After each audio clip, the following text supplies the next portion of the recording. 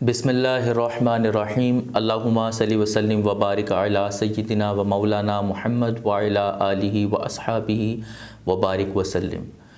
قرب الہی کو حاصل کرنے کے لیے آج ہم کچھ چیزوں کو ذکر کریں گے اور یہ جاننے کی کوشش کریں گے کہ آخر ہم صوفیاء کرام رحمہم اللہ تعالیٰ یا درویشوں کے پاس یا علماء کرام کے پاس جاتے ہیں، وہ ہماری آخر وہ بھی انسان ہیں اور وہ دکھی دلوں کا سہارا بن جاتے ہیں۔ آخر کیا وجہ ہے، کس وجہ سے ان کے دلوں کو اللہ تعالیٰ نے اس قدر پرسکون کر دیا ہے کہ ان کا قرب بھی جو ہے وہ دکھی لوگوں کے لیے راحت کا باعث بن جاتا ہے۔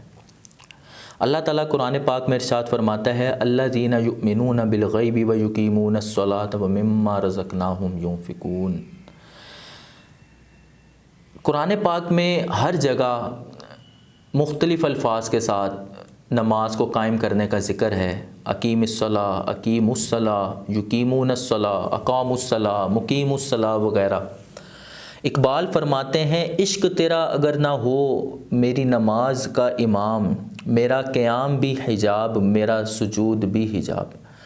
تو نماز جب انسان قائم کرتا ہے تو اس کا چہرہ تو کعبہ کی طرف ہوتا ہے، لیکن دل کا رب کعبہ کی طرف ہونا لازمی ہے، ورنہ نماز تو ہم لوگوں نے ادا کر لی لیکن قائم نہ ہوئی۔ اور نماز کو خشوع کے ساتھ قائم کرنے ہی کی طرف قرآن اور حدیث میں اشارہ ہے۔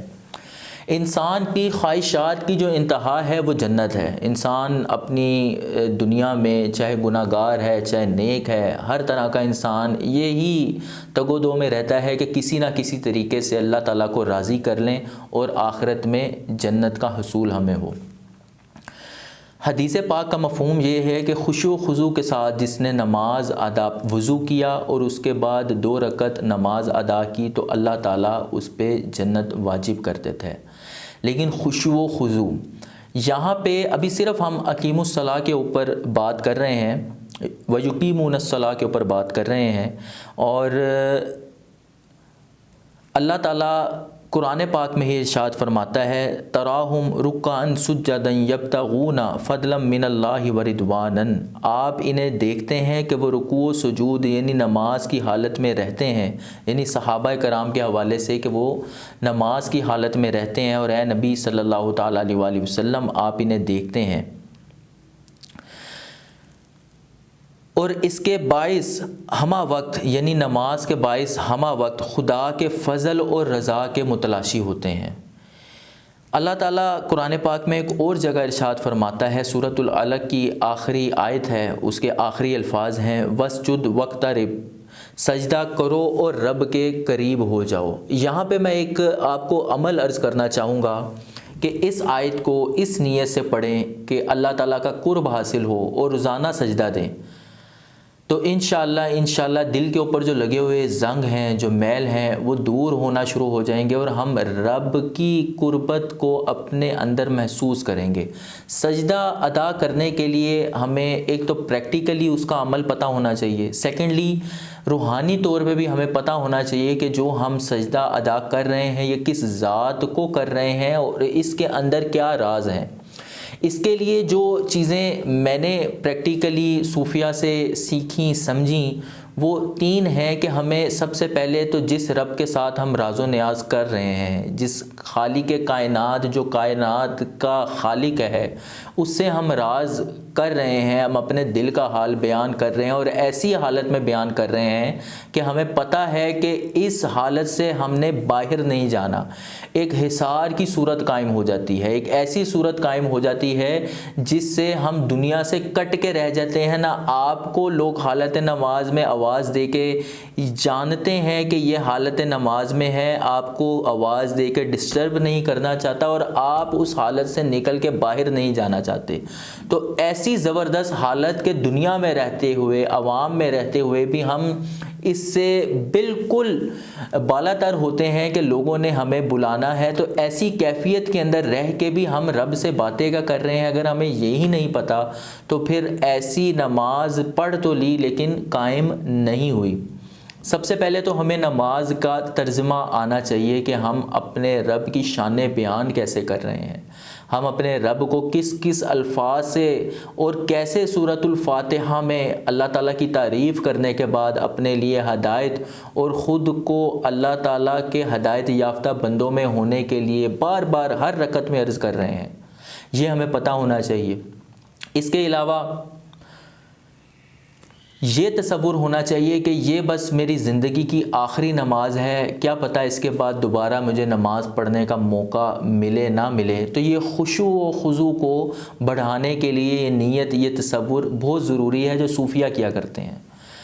اور آسمان سے براہ راست، اس میں تو کوئی شک ہے ہی نہیں کہ آسمان سے براہ راست رب تعالیٰ کی رحمتیں، رب تعالیٰ کی تجلیات نماز پڑھنے والے کے اوپر اتر رہی ہیں۔ اس کا تصور بھی ہر نماز میں انسان کے پاس ہونا چاہیے۔ یہ تصور کی گہرائی اگر آپ نے حاصل کر لی تو انشاءاللہ نماز سے باہر نکلنے کا آپ کا دل ہی نہیں کرے گا۔ تو نماز کی کیفیات کو سمجھنے کے لیے سب سے پہلے نماز کا ترجمہ ہم لوگوں کو آنا چاہیے کہ ہم اپنے خالق کائنات سے باتیں کر کیا رہے ہیں، ہم اس سے ذکر کر کیا رہے ہیں۔ اس سے بے شمار آپ کو فائدے حاصل ہوں گے۔ اکثر لوگ جو نماز ادا کر رہے ہیں اور اپنی بلوغت کی عمر میں جا چکے ہیں، ان لوگوں کو چاہیے کہ نماز کو دوبارہ سے ایک دفعہ کتاب سے دیکھ کے ریپیٹ بھی کر لیں، کیونکہ ہم نے بچپن میں مولانا صاحب سے نماز سیکھی ہوتی ہے اور اس میں کئی لفظی غلطیاں رہ جاتی ہیں جو ہم سمجھتے ہیں کہ یہ ٹھیک ہیں، اور روٹین میں کبھی کسی کو ہم نے نماز سنا کے بتانی بھی نہیں ہوتی کہ ایک دفعہ درستگی ہو جائے۔ تو اس کو لازمی سال میں کم سے کم ایک دفعہ رپیٹ لازمی کر لیا کریں، اور جنہوں نے ابھی تک بچپن کے بعد نہیں کی تو وہ دیکھ کے ایک تو نماز کو اور اپنے تلفظ کو ٹھیک کیجئے کہ اگر تلفظ بھی خراب ہوا تو نماز فاسد ہو جاتی ہے۔ تو اگر ہم نے قل هو اللہ کہنا تھا، ہم نے قل کہنے کی بجائے اس میں ہم نے چھوٹا کاف استعمال کر لیا اور اس کا معنی ہی بدل گیا تو نماز فاسد ہو جائے گی۔ تو ہمیں اپنے مخارج، اپنی ادائیگی کو بھی ٹھیک رکھنا چاہیے۔ اس کے علاوہ نماز کو ایک دفعہ لازمی رپیٹ کر لیں۔ ابھی ہماری ایک ہی آیت چل رہی ہے، اس میں ہم نے وَمِمَّا رَزَقْنَاهُمْ يُنْفِقُونَ کو اگلی انشاءاللہ ویڈیو میں ذکر کروں گا ڈیٹیل کے ساتھ، لیکن یہاں پہ جو سورۃ العلق کی آخری آیت کے آخری الفاظ میں نے تلاوت کی ہیں، اس آیت کو یاد کر کے سجدہ کی حالت میں انسان رب کی وہ کیفیت محسوس کرنے پہ اگر قادر ہو جائے تو انشاءاللہ اللہ تعالیٰ کا قرب حاصل ہو جائے گا۔ نماز کی پابندی رکھیے۔ وسجد وقترب، یہ آیت پڑھ کے آپ نے لازمی اپنی زندگی میں کم سے کم ایک مرتبہ سجدہ کرنا ہے۔ انشاءاللہ اس کے فائدے آپ دیکھیں گے، اور اپنی نماز کو میرے بتائے ہوئے طریقے کے مطابق ٹھیک کیجئے۔ انشاءاللہ آپ اس کے اندر اپنی دعاؤں کی قبولیت کا ذریعہ بھی نماز ہی کے ذریعے سے حاصل کرتا ہوا محسوس کریں گے۔ صوفیہ کرام کا اشارتاً طریقہ میں نے آپ کو عرض کر دیا۔ ماشاءاللہ دیکھنے والے میرے سے زیادہ سمجھدار ہیں۔ کیوں صوفیہ اتنے پرسکون رہتے ہیں، کیوں وہ دکھی دلوں کا سہارا بنتے ہیں، آپ بھی بنیے، اپنی نماز کو ٹھیک کیجئے۔ اللہ تعالی ہمیں 5 وقت کا سچا پکا نمازی بنائے۔ السلام علیکم ورحمۃ اللہ۔